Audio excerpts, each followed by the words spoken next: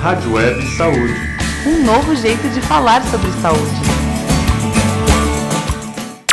Olá pessoal, meu nome é Onei Araújo, sou da Rádio Web Saúde e nós estamos aqui hoje na 6ª Jornada Nacional de Economia em Saúde e temos aqui nosso entrevistado de hoje. Muito boa tarde, o meu nome é Constantino Saclarides, sou português, apesar de ter um nome grego, e a razão disso é ter nascido em Moçambique e, portanto, o que eu faço é ser professor e investigador em políticas de saúde.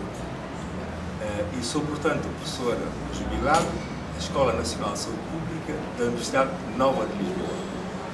Professor, qual é a importância da 6ª Jornada Nacional em Economia e Saúde para o desenvolvimento do sistema público? Estas jornadas acontecem num momento especial em relação ao sistema de saúde em termos universais. Pela seguinte razão, há países que têm sistemas de saúde universais e têm risco de perdê-los. Há países que vão à procura de instituir sistemas universais de saúde e têm que procurar esse. E, portanto, temos um problema comum.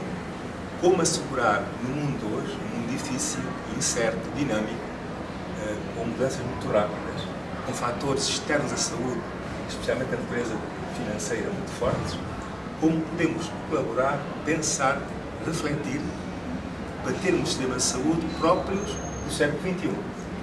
É esse o desafio e é isso que torna estas trocas de opiniões, estas reflexões conjuntas, muito importantes para os nossos países. Professor, na sua opinião, quais são os principais desafios que a economia de saúde enfrenta atualmente?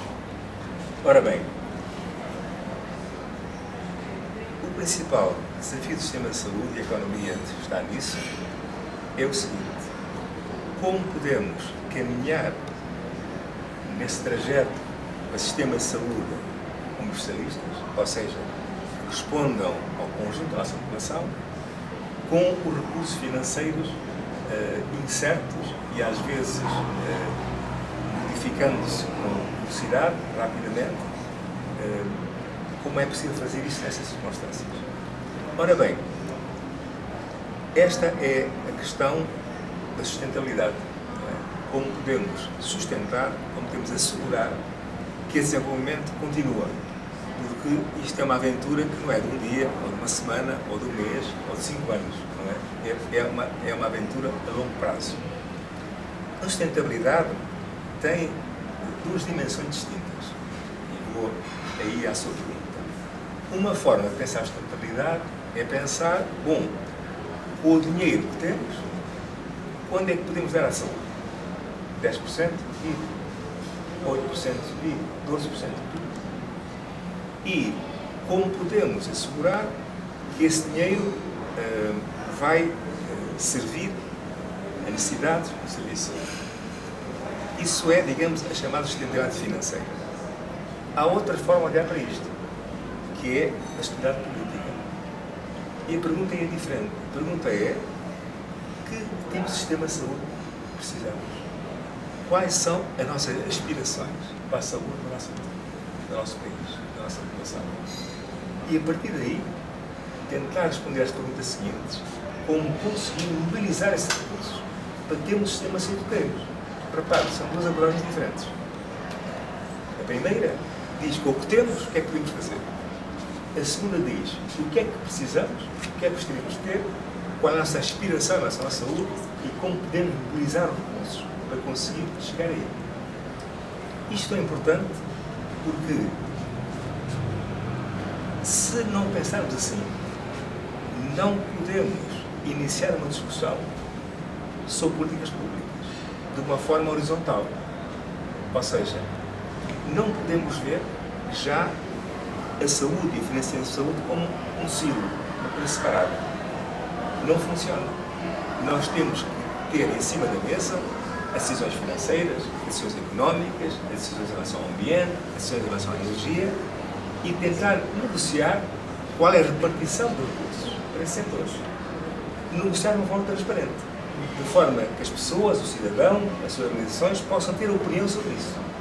E quando se faz isso na sociedade hoje, a saúde sai beneficiada, porque as pessoas percebem que o bem-estar a criança, o adulto, a pessoa que envelhece, é uma aspiração fundamental das pessoas.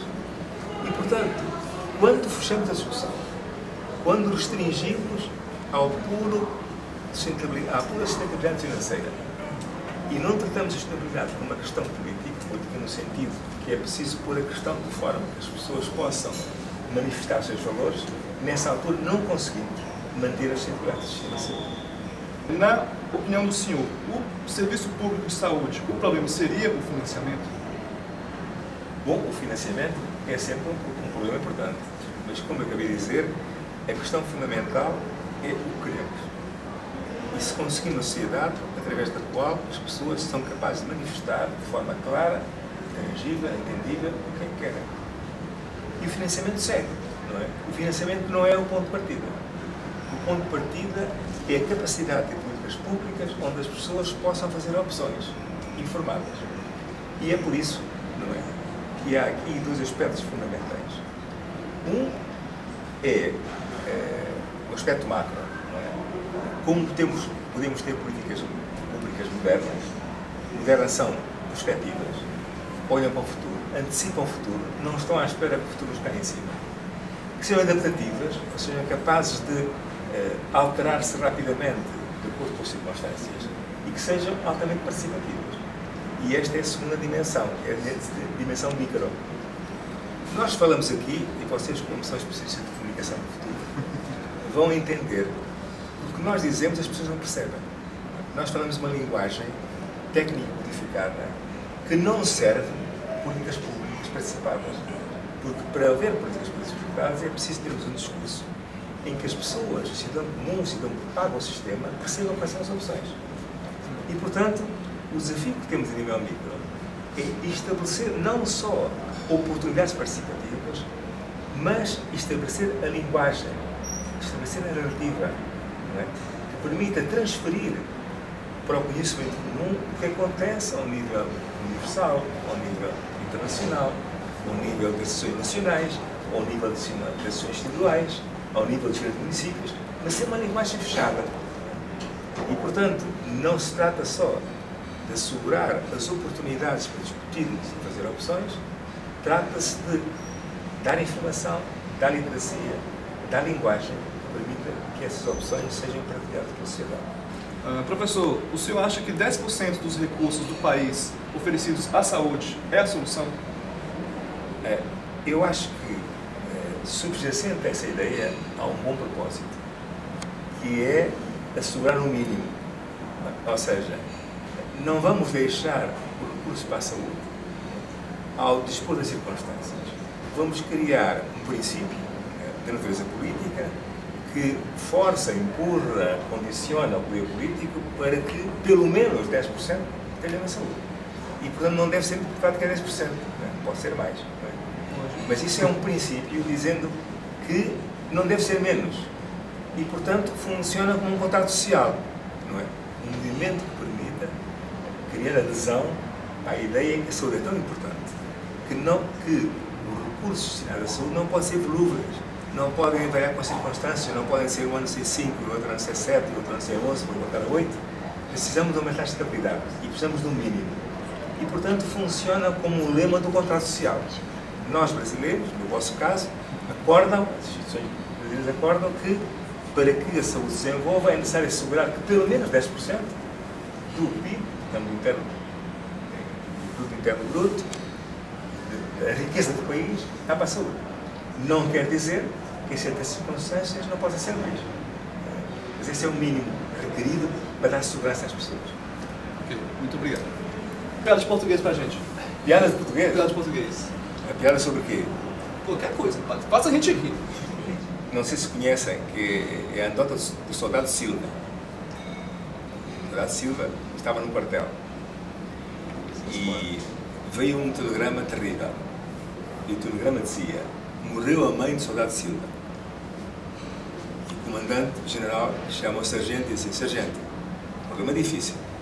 Você vai contar ao sargento, ao soldado Silva, que morreu a mãe. Mas você tenha cuidado, não se diz assim de qualquer maneira. É preciso delicadeza, é preciso pensar, é preciso sofisticação, é preciso comunicar com cuidado.